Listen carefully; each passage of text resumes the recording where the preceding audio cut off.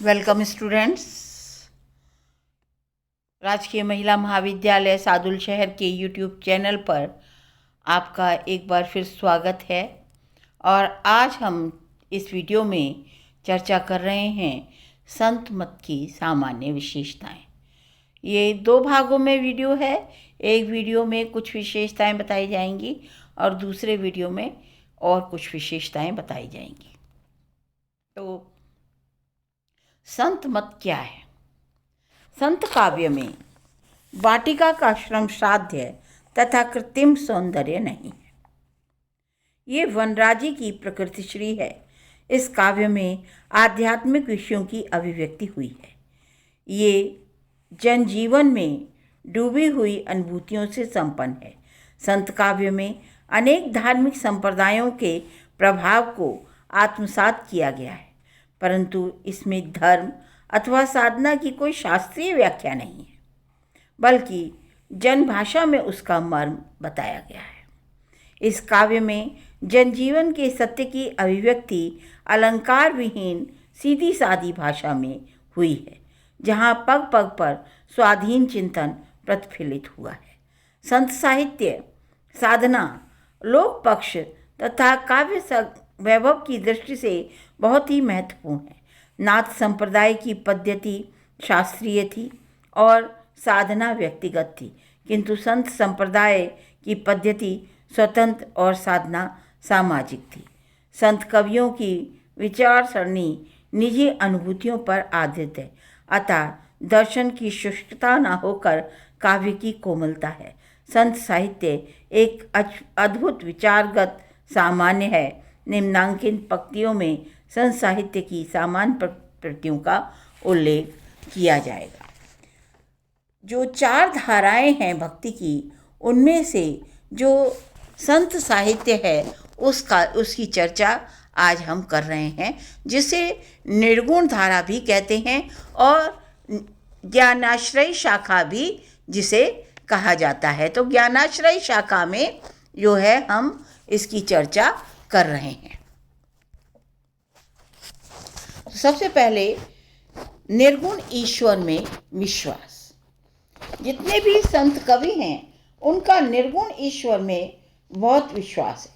सभी निर्गुण ईश्वर में विश्वास रखते हैं। ये कवि सूर और तुलसी के समान सगुण और निर्गुण के समन्वयवादी नहीं है। इन्होंने सगुण रूप का विरोध किया और कहा है, दशरथ निर्गुण राम जपहु रे भाई, अभिगत की गति लखी न जाए। कि अभिगत की गति जो है वो पता नहीं चलती, देखी नहीं जा सकती। जो अभिगत है, जिसको जहाँ तक पहुँच नहीं सकती हमारी दृष्टि, ऐसा अभिगत है। ऐसे राम को जपो। और एक जगह वो कहते हैं, दशरथ सुत तिहु लोक बखाना, राम राम का मरम है आना। मतलब दशरथ सुत तीनों लोकों में बखान किया गया है, पर राम नाम उन्होंने जो लिया है वो उनका राम जो है वो निर्गुण है और निर्गुण ईश्वर की वंदना उन्होंने की है। वह ब्रह्मा जो पुष्प की सुगंध से भी पतला है, पूपवास से पातरा, और जो जन्मा है, जो अभिकारी है, निर्विकार है। सारा संसार उस अक्षय पुरुष के पेड़ के पत्ते हैं। वह ईश्वर घट घट में विराजमान है। कबीर का कहना है कि जैसी कस्तूरी मृग की नाभि में रहती है और वह व्यर्थ ही वन मन उसे ढूंढता फिरता है, उसी प्रकार से राम तो घट घट में व्याप्त है, उसे बाहर ढूंढने की आवश्यकता नहीं, प्रीतम उनके दिल में है। और अतः पातियाँ लिखना व्यर्थ है। प्रायः प्रत्येक संत ने अपने मन में प्रचारार्थ अपना अपना संप्रदाय चलाया। दूसरा है बहुदेववाद का विरोध या अवतारवाद का विरोध। संत कवियों की एक विशेषता रही है कि उन्होंने जो बात उन्हें अच्छी नहीं लगी उसका विरोध प्रस्तुत किया, और जो कट्टरता के साथ अपने मत का मंडन भी किया है। तो ये खंडन मंडन की जो प्रवृत्ति थी वो संत काव्य में बहुतायत से दिखाई देती है। संत कवियों ने बहुदेववाद और अवतारवाद पर अविश्वास प्रकट करते हुए इस भावना का निर्भीकता पूर्वक विरोध किया, खंडन किया। कारण एक तो शंकर के अद्वैतवाद का प्रभाव था, दूसरा राजनीतिक और आवश्यकता भी थी। शासक उस समय मुसलमान एकेश्वरवादी था। हिंदू मुस्लिम दोनों जातियों में विद्वेषाग्नि को शांत करने के लिए, एकता की स्थापना के लिए उन्होंने एकेश्वरवाद का संदेश सुनाया, बहुदेववाद का विरोध किया।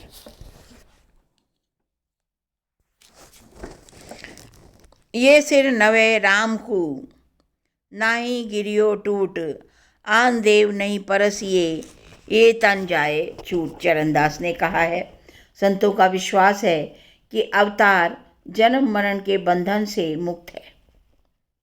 अवतारवाद जन्म मरण के बंधन से ग्रस्त है और वे परम ब्रह्म को भक्ति प्राप्त नहीं कर सकते। ब्रह्मा विष्णु महेश की सभी संतों ने भिन्न निंदा की है और उसे मायाग्रस्त कहा है। उनका कहना है कि निराकार ही संत, जो उनका कहना है, उनका कर्ता निराकार है, परम ब्रह्म है। अक्षय पुरुष एक पेड़ है, निरंजन बाकी डार, त्रिदेवा शाखा भय, ये भय पात भया संसार। इन सभी संतों ने ऐसे निर्गुण ब्रह्म का प्रचार प्रसार किया और बहुदेववाद और अवतारवाद को खंडन किया। और सद्गुरु का महत्व, इनकी सबसे बड़ी विशेषता है कि इन्होंने गुरु के महत्व का वर्णन किया है। गुरु के महत्व का सभी संतों ने वर्णन किया है और कबीर तो यहाँ तक कहते हैं, गुरु गोविंद दो खड़े काके लागों पाए, बलिहारी गुरु आपने गोविंद दियो बताए। इन कवियों ने का विश्वास है कि राम की कृपा तभी प्राप्त होती है जब गुरु की कृपा प्राप्त होती है। यूँ तो गुरु की महत्ता सगुण भक्त कवियों में भी मिलती है, पर अंतर ये है कि संत कवि गुरु को परमात्मा के समकक्ष मानते हैं और परमात्मा तक पहुंचाने वाला मानते हैं। निर्गुण भक्त कवि सगुण संत कवियों की तरह ही गुरु में को अधिक महत्व देते हैं, पर निर्गुण भक्ति में गुरु जो है एक सीढ़ी है परमात्मा तक पहुंचाने वाली। सभी संत भक्त कवियों ने जाति पाति का विरोध किया है और इसका खंडन किया है। उस समय की महती आवश्यकता भी थी कि जाति पाति का विरोध किया जाए, क्योंकि जाति पाति के बंधन बहुत कड़े हो गए थे और समाज बहुत वैषम्य से गुजर रहा था। तो जाति पाति का और वर्ग भेद का इन्होंने विरोध किया। ये लोग सार्वभौम सत्य मानव धर्म के प्रतिष्ठापक थे। इनकी दृष्टि में भगवत भक्ति सबको समान अधिकार है। जाति पाति पूछे नहीं कोई, हरि को भजे सो हरि का होई। इसका विशेष कारण था, एक तो संत निम्न जाति से संबंध रखते थे। कबीर जुलाहा थे, रैदास चमार थे।